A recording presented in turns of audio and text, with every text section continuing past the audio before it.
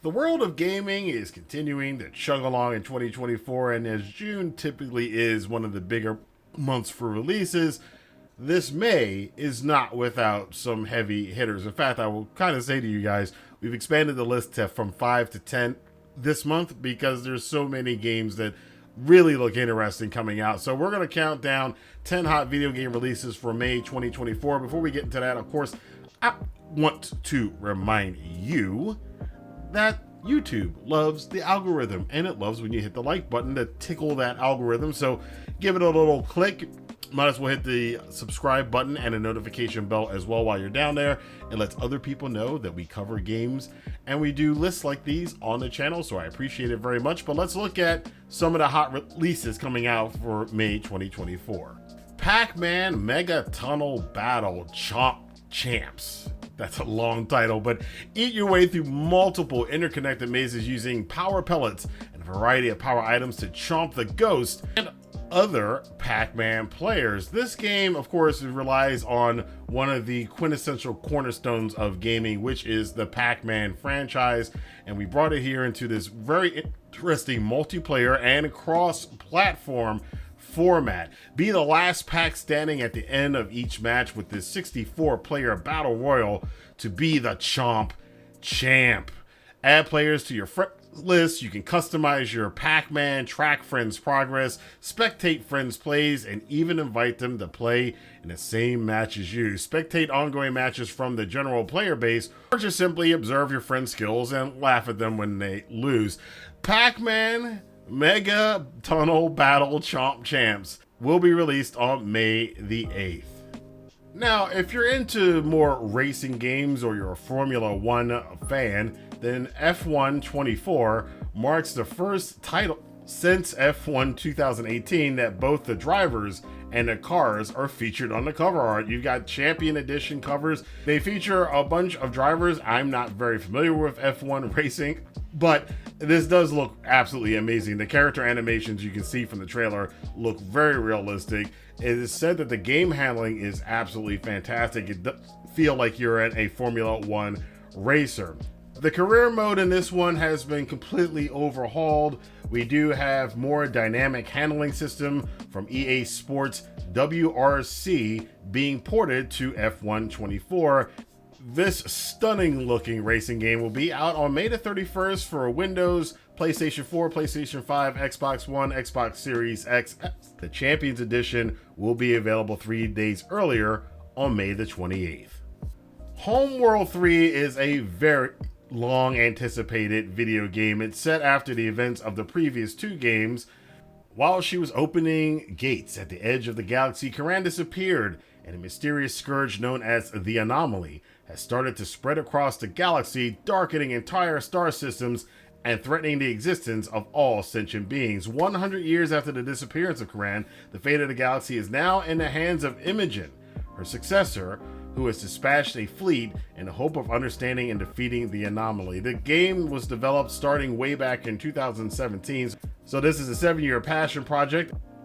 Real-time strategy games are a little bit of an anomaly for me. I don't play a lot of them, but given the fact that there's a lot of emphasis and the developer stressed this on the spectacle of this is deep space combat. It does just look absolutely gorgeous. So it's something that I might pick up again. If you were into Homeworld 1 and 2, you're going to want to continue the trilogy of this long-awaited sequel. Senua Saga Hellblade 2. Now, I have heard about Hellblade for a while. I never played the original game. May have to go back and do that because this sequel looks absolutely amazing. It is a sequel to the original Senua's Sacrifice, and she returns on her brutal journey of survival through the myth and torment of Viking Iceland. Intent on the darkness within and without, sink deep into the next chapter of Senua's story, a crafted experience told through cinematic immersion, beautifully rendered visuals, and encapsulating sound. The game has garnered a lot of critical acclaim and fans since the original release, and while not a long game, the experience is said to be unlike your average action-adventure title, dealing with complex personal issues, mental health, along with the amazing facial animations in this game. This looks like it's going to continue the legacy of this ongoing franchise that's probably just going to continue to grow over time. The launch date for the latest Hellblade, Hellblade 2, Senua Saga is May the 21st. You might want to get your copy now. Die by the Blade is a fighting game, so if maybe you're a little bit bored with Tekken or Mortal Kombat or Street Fighter 2, you might want to check out this one. It's a weapons-focused fighter where there is a difference between victory and death, and that is because this game features one-hit kill, single strike victories. Choose your weapon and character combination freely to define your moveset, then do battle in a neon-soaked back alley or the ancient forest. Take up arms and crush your friends in local or online multiplayer, or test your skills against unknown warriors in online ranked matches. That one hit kill thing seems to be a game changer here. I'm going to be very interested in seeing how fighting game enthusiasts play this game with that ability in there. You can customize your character and also unlock new weapons and make everything really, really sweet. It looks pretty cool, so it may be something, again, if you're a fighting game enthusiast, to check out come May the 16th.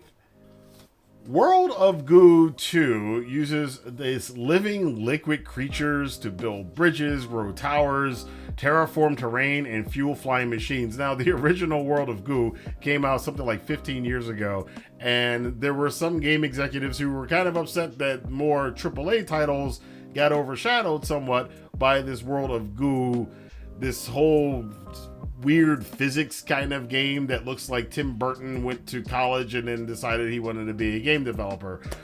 This is a physics-based puzzle game, as I said, and it pretty simply is very, very addictive. The premise is cool. Players can use all of these small blobs to do all kinds of things, and they've added all new features to this latest edition of it.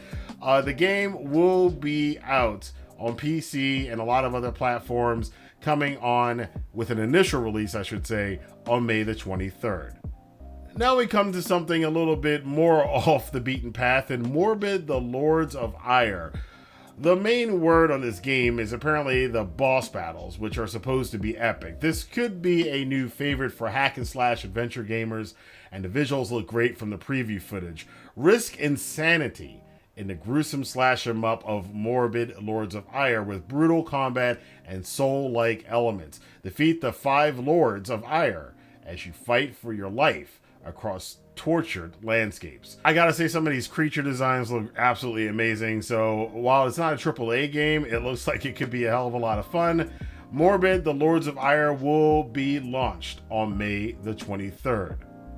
Speaking of all of the slashing and hacking, we of course have Ghost of Tsushima, the director's cut. As the island burns in the wake of the first wave of the Mongol assault, courageous samurai warrior Jin Sakai stands resolute. This is a port of the console game that never was released on PC. A lot of people have wanted it to come out on PC, and it's finally hitting PCs this May. A lot of this is really based on a lot of the new rendering and graphical capabilities, ray tracing, all of those big graphic words that you hear about when you talk about gaming, especially on PC gaming.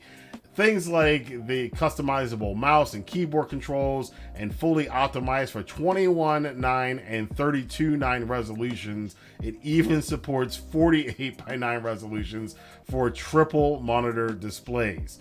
This port is being held by Nixxes, a studio Sony acquired back in 2021.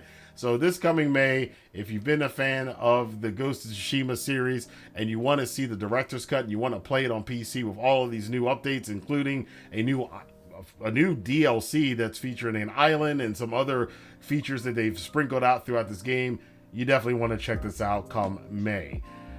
Abiotic Factor, and I hope I'm pronouncing that correctly, is a survival crafting experience for 1 to 6 players set in the depths of an underground research facility. This game has a lot of feelings to things like Half-Life and some of those 2000s PC games. It looks like one of those 2000s PC games, and even the premise is from a 2000 PC game. Caught between paranormal containment failure, a military crusade, and chaos from a dozen realms, the world's greatest minds must survive against the universe's biggest threats. The definition of the phrase abiotic factor reads, a non-living condition or thing as climate or habitat that influences or affects an ecosystem and the organisms in it. So this sounds like it could be one of those unique experiences that may stick with you more than you anticipate. The game will be available on May the 2nd.